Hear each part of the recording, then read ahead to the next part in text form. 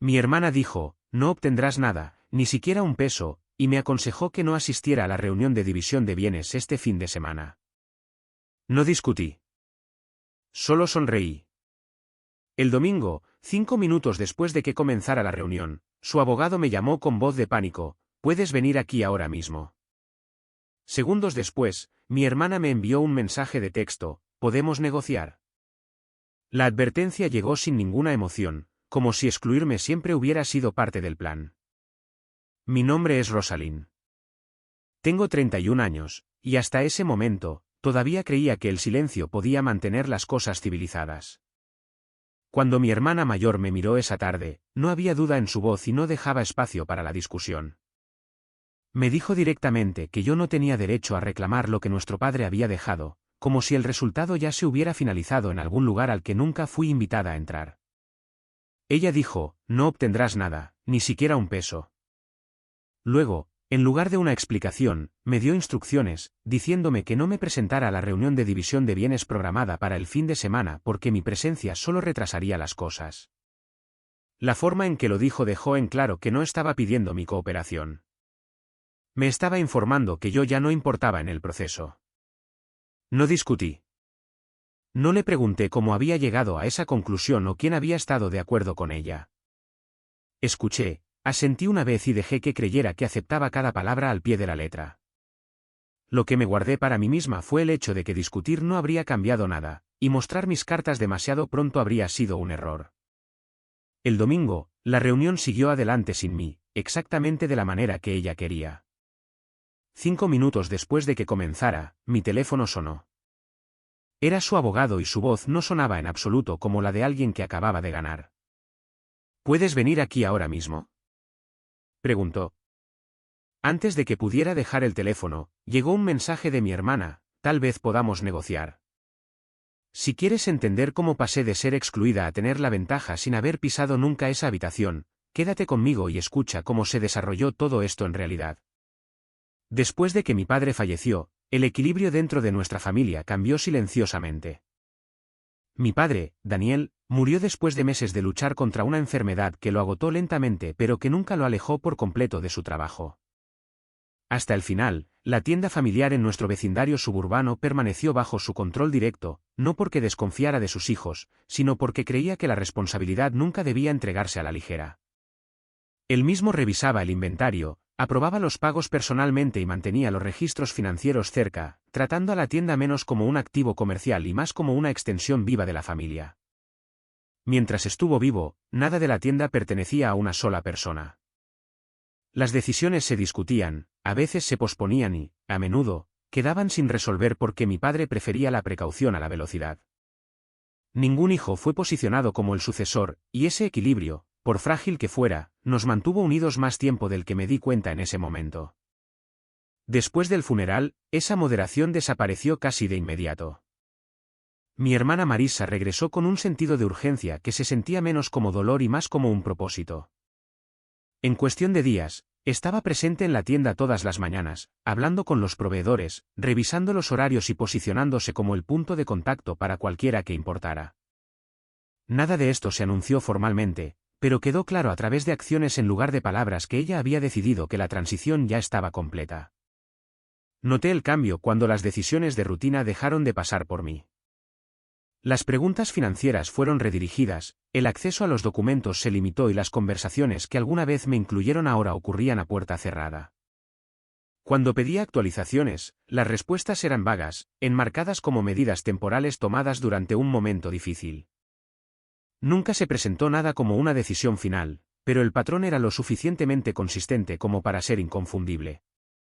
Mamá apoyaba a Marisa abiertamente, insistiendo en que la tienda necesitaba una voz clara para mantenerse estable después de todo lo que habíamos perdido. Hablaba sobre eficiencia, continuidad y la importancia de mantener las emociones fuera de los negocios, incluso cuando esas emociones pertenecían a sus propios hijos. En su opinión, el liderazgo importaba más que la justicia y la vacilación era un riesgo que no podíamos permitirnos. Lo que más me inquietó fue la rapidez con la que la tienda dejó de sentirse como algo que compartíamos. Se convirtió en una herramienta de presión, una fuente de autoridad que dictaba quién era incluido y quién era informado después de que las decisiones ya se habían tomado. El lenguaje a su alrededor también cambió. Lo que alguna vez se había denominado nuestra tienda familiar ahora se describía como un activo, algo para ser administrado, posicionado y, eventualmente, movido si el momento parecía adecuado. No desafié ese cambio directamente. En ese momento parecía inútil discutir mientras todo todavía se enmarcaba como temporal. Sin embargo, con cada día que pasaba, la distancia se hacía más clara, y la tienda que alguna vez había representado la continuidad ahora se encontraba en el centro de una silenciosa lucha de poder en la que nunca había aceptado entrar. Unas semanas más tarde, la conversación pasó del control a la propiedad.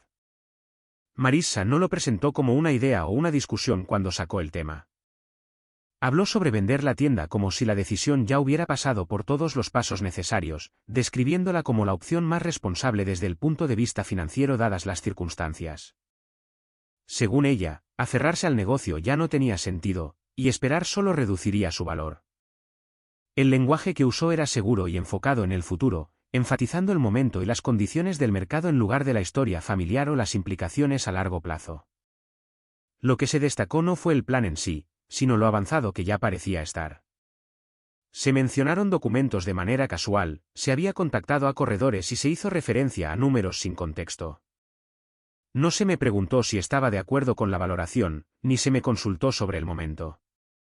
El proceso había avanzado en silencio sin mi consentimiento o participación, como si mi posición no influyera en el resultado en absoluto. Cuando pregunté cómo se había evaluado la tienda y si se habían considerado múltiples ofertas, Marissa descartó las preguntas rápidamente. Dijo que los detalles se estaban manejando y que no había necesidad de complicar las cosas con demasiadas opiniones. El tono era firme en lugar de defensivo, sugiriendo que mi curiosidad era inconveniente en lugar de relevante. Estaba claro que la conversación no estaba destinada a invitar a dar opiniones, solo a la aceptación. Insistí una vez más, preguntando por qué una decisión de esa magnitud se estaba apresurando tan pronto. La tienda no había estado teniendo problemas y no había indicios de que se requiriera una acción inmediata. Marissa respondió desviando el enfoque del negocio en sí, diciendo que las discusiones prolongadas solo creaban retrasos y tensión innecesaria. En su opinión, la eficiencia importaba más que el consenso, y moverse rápidamente se enmarcaba como una forma de responsabilidad en lugar de control. Fue entonces cuando hizo que su posición fuera inconfundible. Me dijo que no había ninguna razón para que yo asistiera a la reunión de herencia programada para el fin de semana. Según ella, mi presencia solo complicaría asuntos que ya se estaban manejando. Dijo que la reunión era procedimental, algo que debía suceder para que todo pudiera avanzar sin problemas y que no había nada con lo que yo pudiera contribuir. Le pregunté directamente por qué se me estaba excluyendo de una reunión que involucraba activos en los que ambas teníamos interés. Su respuesta evadió la pregunta por completo. Dijo que no se trataba de exclusión, sino de practicidad, repitiendo que menos voces hacían que el proceso fuera más fácil. No hubo mención de un acuerdo, ningún reconocimiento de que mi consentimiento pudiera importar, solo la suposición de que mi ausencia simplificaría el resultado. Mamá apoyó esa posición sin dudarlo. Estuvo de acuerdo en que sería mejor si me mantenía alejada, diciendo que la familia ya había pasado por suficiente y que reducir la fricción debería ser la prioridad. En su opinión, la reunión no era un lugar para emociones o desacuerdos no resueltos, y mi asistencia se enmarcaba como una posible interrupción en lugar de un derecho. La conversación terminó sin resolución, no porque no quedara nada por decir, sino porque los límites se habían trazado claramente. La tienda ya no se trataba como algo que compartíamos, sino como una transacción por finalizar.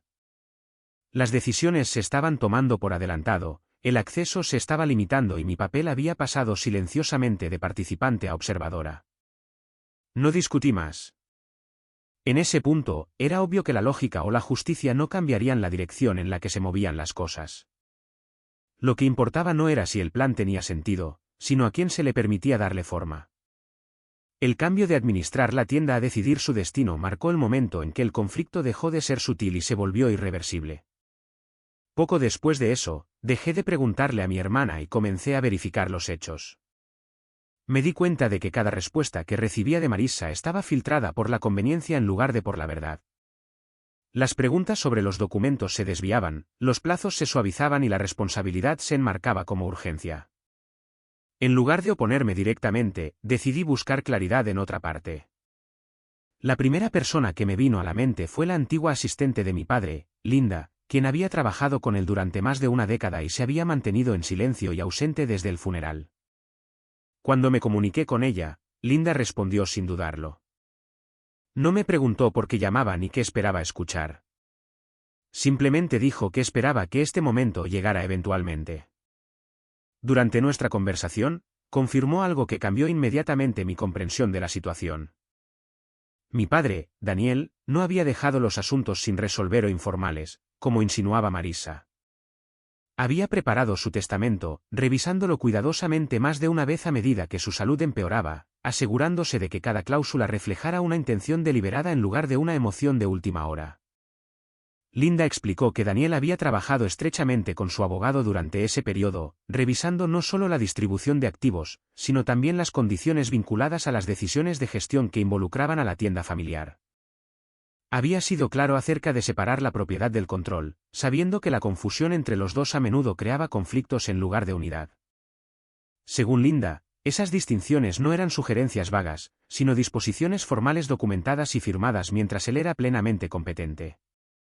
Antes de terminar la llamada, Linda preguntó si podíamos reunirnos en persona. Cuando lo hicimos, me entregó un sobresellado que reconocí de inmediato por la letra en el frente. Era una carta de mi padre escrita con su cuidadosa caligrafía en algún momento antes de que su condición empeorara. Linda dijo que se le había instruido que me la diera solo si surgían ciertas circunstancias que ahora parecían dolorosamente obvias. No abrí la carta de inmediato. Sostenerla fue suficiente para confirmar lo que ya había comenzado a sospechar. Mi padre había anticipado la tensión entre sus hijas y lo había planeado en consecuencia. La carta no estaba destinada a explicar sus decisiones en detalle o a consolarme emocionalmente. Su propósito era reconocer lo que él sabía que sucedería y recordarme que el silencio no significaba exclusión. Leerla más tarde solo reforzó esa comprensión. El mensaje era mesurado, práctico e inconfundiblemente intencional. Mi padre no acusó ni advirtió. Expuso su razonamiento con tranquila claridad, enfatizando la preparación sobre la reacción.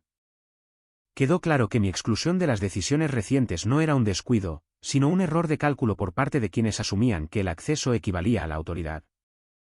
Esa comprensión cambió la forma en que veía la próxima reunión. Lo que se había enmarcado como una reunión necesaria para finalizar la herencia ahora parecía procedimental en lugar de decisivo. Los resultados clave ya se habían determinado a través de canales legales mucho antes de que las emociones entraran en la ecuación. La asistencia, entendí, no era un requisito para la legitimidad, sino una actuación diseñada para reforzar el control. Por primera vez desde que mi padre falleció, no sentí ninguna presión para corregir suposiciones o defender mi ausencia. Vi claramente por qué Marisa había presionado tanto para moverse rápido, y por qué mi presencia de repente se había vuelto inconveniente. La confianza detrás de sus decisiones se basaba en la creencia de que me faltaba información, no legitimidad. Con esa claridad, mi siguiente paso fue simple. Elegí no asistir a la reunión programada para el fin de semana. No fue un acto de evasión o rendición. Fue una decisión basada en el conocimiento en lugar del miedo. Lo que fuera que se desarrollara en esa habitación lo haría sin mi participación, no porque me faltara interés, sino porque finalmente comprendí que mi posición no dependía de estar allí. Ese domingo, la reunión siguió adelante sin mí. La sala de conferencias fue preparada temprano esa mañana, de acuerdo con lo que luego confirmé a través de documentos y mensajes. El señor Collins, el abogado responsable de leer formalmente el testamento de mi padre, llegó primero con una copia completa del archivo del patrimonio. El señor Hargrove, quien había trabajado junto a mi padre en asuntos legales anteriores, se unió poco después. Todos los presentes asumieron que la ausencia de una heredera era procedimental en lugar de intencional, ya que el aviso había indicado que todos los beneficiarios eran bienvenidos a asistir. Cuando comenzó la reunión, el tono parecía controlado y seguro. Marisa escuchó atentamente mientras se leían en voz alta las disposiciones principales del testamento. Esas secciones abordaban la distribución general de activos, las obligaciones pendientes y la autoridad administrativa. Nada en el lenguaje inicial desafió sus expectativas. Desde su perspectiva, el proceso parecía avanzar exactamente según lo planeado, reforzando su creencia de que había asegurado el control a través de la preparación y la elección del momento oportuno en lugar del consentimiento. El cambio se produjo cuando el señor Collins hizo una pausa antes de continuar. Hizo referencia a una cláusula adicional adjunta al documento principal, una que se había presentado por separado pero que tenía el mismo peso legal. Esta cláusula abordaba la participación y la interferencia. Establecía claramente que si a cualquier heredero nombrado se le desanimaba, engañaba o excluía deliberadamente de asistir a la lectura del testamento o a las sesiones de toma de decisiones posteriores, la autoridad para administrar los activos impugnados se reasignaría automáticamente. Según los informes, la sala quedó en silencio mientras se aclaraba el lenguaje. La cláusula no acusaba a nadie directamente, pero requería que los abogados determinaran si había ocurrido una exclusión. El señor Hargrove revisó las comunicaciones que se habían presentado antes de la reunión. Esos registros incluían instrucciones escritas aconsejándome no asistir y enmarcando mi ausencia como innecesaria. Bajo los términos delineados por mi padre, ese comportamiento alcanzaba el umbral de obstrucción intencional. Una vez que se tomó esa determinación, la consecuencia siguió sin espacio para la negociación. El control sobre las decisiones relacionadas con la tienda familiar fue retirado inmediatamente de la autoridad de Marissa. El testamento especificaba que, en casos de interferencia, los derechos de administración se redirigirían lejos de la parte responsable de la exclusión.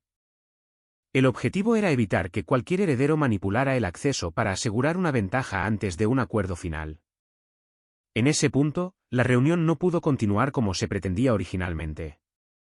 Se plantearon preguntas, se intentaron objeciones, pero el lenguaje del testamento no permitía flexibilidad. Los abogados explicaron que esta cláusula había sido diseñada precisamente para situaciones en las que la confianza reemplazaba a la justicia. La autoridad que Marissa creía haber asegurado ya no era válida bajo las condiciones creadas por sus propias acciones. 5 minutos después de que se aplicara la cláusula, mi teléfono sonó. El identificador de llamadas mostraba el nombre del señor Hargrove. Su voz estaba controlada pero era urgente cuando habló, preguntando si podía ir a la oficina de inmediato. Antes de que tuviera tiempo de responder, apareció otra notificación.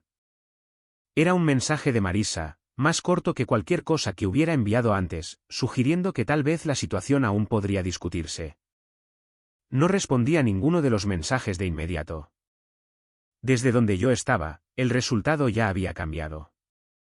La reunión que había sido diseñada para finalizar el control, en cambio, activó la misma salvaguardia que mi padre había implementado. Sin estar presente, me había vuelto central para el proceso, no a través de la confrontación, sino a través de la documentación y la elección del momento oportuno. Ese domingo terminó sin resolución, sin firmas y sin un camino claro a seguir para la persona que esperaba certeza. La autoridad sobre la tienda ya no estaba en manos de alguien que creía que la exclusión era una estrategia. Lo que se había planeado como una confirmación silenciosa se convirtió en un reinicio legal que no pudo revertirse con persuasión o presión. A la mañana siguiente, el tono cambió por completo. Mamá y Marissa llegaron sin previo aviso, al principio no con ira, sino con una calma cuidadosamente ensayada que se sentía deliberada en lugar de sincera. No levantaron la voz ni me acusaron directamente. En cambio, enmarcaron la visita como preocupación, insistiendo en que los malentendidos se habían intensificado demasiado rápido y que la familia debía hablar antes de que las cosas se volvieran irreversibles. El cambio fue inmediato e inconfundible. Apenas unas horas antes, mi ausencia había sido tratada como irrelevante. Ahora mi cooperación de repente importaba. Marissa tomó la iniciativa, eligiendo sus palabras con una restricción visible. Dijo que la situación se había vuelto más complicada de lo esperado y sugirió que resolverla en privado sería mejor para todos los involucrados. Habló sobre preservar la dignidad de la familia y evitar gastos legales innecesarios, enfatizando que los procedimientos formales solo crearían daños que no podrían repararse. Su tono implicaba un compromiso, sin embargo, su fraseo asumía que yo aceptaría condiciones que ya se habían decidido sin mí. Escuché sin interrumpir, no porque estuviera de acuerdo, sino porque quería escuchar hasta qué punto había cambiado la narrativa. Cuando Marissa finalmente propuso un arreglo privado fuera de los canales legales formales, respondí de manera clara y sin emoción. Le dije que cualquier discusión que involucrara la tienda o el patrimonio tendría que pasar por un asesor legal. No negocié términos ni pedí aclaraciones. Simplemente establecí un límite y me negué a cruzarlo. Esa respuesta cambió la atmósfera al instante. La compostura de Marisa vaciló, reemplazada por una frustración que ya no intentó disfrazar. Me acusó de escalar el conflicto innecesariamente y afirmó que involucrar abogados destruiría lo que quedaba de nuestra relación. Mamá se hizo eco de ese sentimiento, argumentando que los asuntos familiares debían permanecer dentro de la familia y que mi negativa a participar en privado demostraba que yo estaba siendo inflexible. Ninguna de las dos reconoció que yo había sido excluida de todas las decisiones que nos llevaron allí. Cuando quedó claro que yo no reconsideraría, la conversación terminó abruptamente. Se fueron sin una resolución. Sin embargo, la presión no se detuvo en la puerta. En cuestión de horas, Marisa publicó un mensaje público en las redes sociales que enmarcaba la situación a su favor. Se retrató a sí misma como la hermana responsable encargada de manejar las consecuencias de la muerte de nuestro padre, al tiempo que insinuaba que yo era obstructiva y estaba motivada por el resentimiento en lugar de los principios. Evitó los detalles, pero la intención era clara. La publicación estaba diseñada para dar forma a la percepción antes de que pudieran surgir los hechos. Mamá apoyó esa estrategia, alentando en privado a Marisa a preparar documentación para un posible litigio. Describió el proceso legal como algo para lo que necesitábamos estar preparadas en lugar de algo que queríamos, posicionándose como práctica en lugar de confrontativa. Su lenguaje se centró en la defensa, no en la reconciliación. En su opinión, proteger el resultado importaba más que abordar cómo llegamos allí. Elegí no responder públicamente. No corregí la narrativa en línea ni intenté defenderme a través de canales indirectos. En cambio, limité mi comunicación a mi abogado, compartiendo cada mensaje, publicación e interacción que había seguido a la reunión. El silencio no fue pasivo en este caso. Fue intencional, mesurado y alineado con el marco legal ya establecido. Lo que más se destacó esa mañana fue la rapidez con la que la preocupación se convirtió en presión cuando la cooperación ya no estaba garantizada. El llamado a la unidad familiar se disolvió tan pronto como no logró producir cumplimiento. Lo que quedó fue una clara división entre quienes buscaban el control y alguien que no estaba dispuesta a entregarlo en silencio. Entendí entonces que el conflicto había ido más allá del desacuerdo y había entrado en una fase en la que la moderación sería probada, no por la emoción, sino por la consistencia. Al final del día, no había dicho otra palabra a ninguna de las dos directamente. Cada paso adelante ahora sería documentado, deliberado y manejado únicamente a través de canales formales. El cambio estaba completo, no porque yo hubiera elegido la distancia, sino porque se había impuesto mucho antes de que yo me negara a fingir lo contrario. Meses después, la disputa llegó a la sala del tribunal. Para cuando se programó formalmente el caso, el conflicto ya había despojado cualquier sentido de familia restante. Lo que quedó fue una disputa civil basada en documentos, testimonios y el lenguaje preciso que mi padre había elegido mucho antes de que cualquiera de nosotras se diera cuenta de hasta dónde llegarían las cosas. La sala del tribunal en sí era tranquila y procedimental, enfocada en los hechos en lugar de las emociones, que era exactamente donde mi posición siempre había sido más fuerte. Me senté junto a Collins, escuchando cómo organizaba los materiales finales con la tranquila confianza de alguien que confiaba en la estructura que estaba a punto de defender. Marisa entró con una postura muy diferente. Su estrategia se basaba en afirmar el control a través de la elección del momento oportuno, la autoridad y la suposición de que el acceso previo a la tienda se traducía en propiedad legal. Cuando comenzaron los procedimientos, su abogado enmarcó la disputa como un malentendido entre hermanas, sugiriendo que mi ausencia en la reunión de herencia había sido voluntaria, y que las acciones posteriores se tomaron de buena fe para preservar el valor del negocio. El argumento se apoyó en gran medida en la interpretación en lugar de la documentación, lo que se hizo cada vez más evidente a medida que avanzaba la audiencia. Cuando Collins se puso de pie para hablar, el tono cambió notablemente. No comenzó con emociones o historia familiar. En cambio, esbozó la estructura del testamento de mi padre, enfatizando que había sido redactado con previsión y revisado múltiples veces mientras mi padre era plenamente competente. Explicó que el documento incluía una cláusula protectora específica diseñada para prevenir la coerción, la exclusión o el control unilateral por parte de cualquier heredero durante el periodo de transición.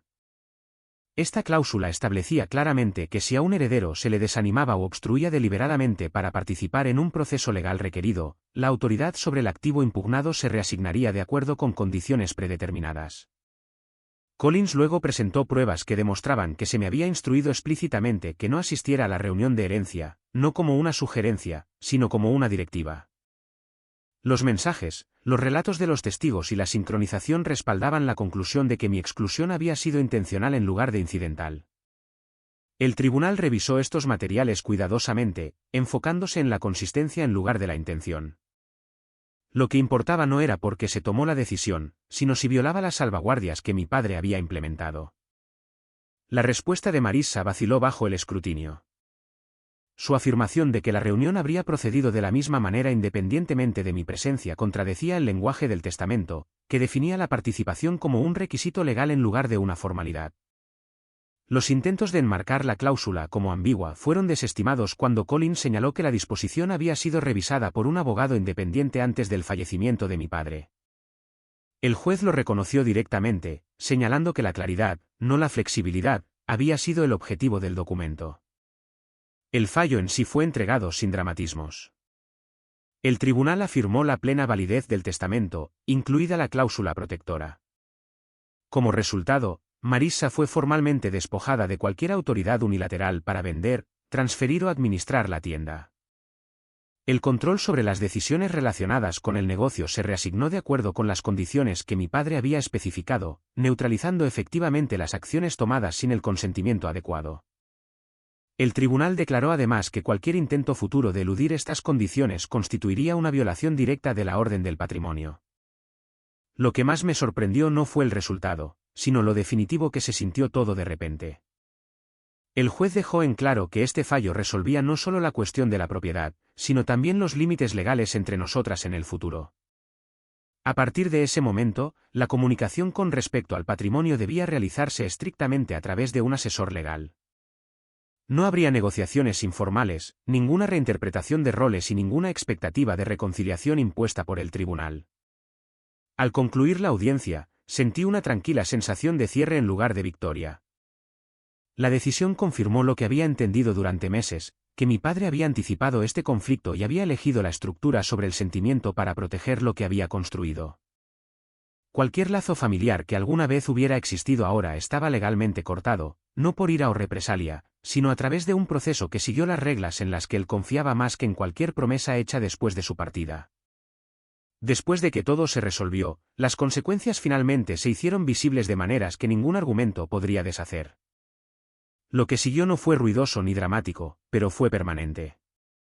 Marissa perdió todo derecho a controlar la tienda una vez que el fallo judicial entró en vigor, incluida cualquier autoridad para negociar una venta o tomar decisiones operativas. Las disposiciones del fideicomiso se aplicaron exactamente como estaban escritas, lo que significaba que su acceso a los registros financieros terminó de inmediato. Mamá también enfrentó consecuencias que no esperaba.